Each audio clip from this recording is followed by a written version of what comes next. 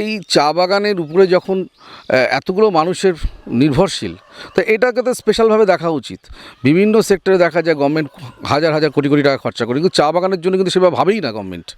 তো আমার একটাই বক্তব্য, স্টেট গভর্নমেন্টের কথা ছেড়েই দিন, তারা তো মানে চা বাগান বন্ধ হবে, এখানে এসে কিছু হচ্ছে চাল ডাল গম বিলি করবে, আর কিছু একটু মিডিয়াতে যদি কথা ওঠে দুম করে একটু ডিএম এসে ঘোরাফেরি করে, তারপর যেই কে সেই। চা বাগান এখানে লুটপাট হচ্ছে, চা বাগান নিয়ে গভর্নমেন্টের কোনো ভাবনা চিন্তা নেই। আমি সবসময় এটা মাননীয় ভারতবর্ষের প্রধানমন্ত্রী নরেন্দ্র মোদীকে বলি যে আপনি এই বিষয়টাকে, সেক্টরটাকে একটু দেখুন। পাশের রাজ্য আসাম, ত্রিপুরা, তারা চায়ের মধ্যে যেভাবে তারা দিন দিন ডেভেলপ করে যাচ্ছে, এবং প্রত্যেকটা মানুষ সেখানে যেভাবে তারা সুরক্ষিতভাবে তাদের জীবিকা তারা নিয়ে সন্তুষ্ট এবং অর্জন করে যাচ্ছে, জীবিকা পালন করছে।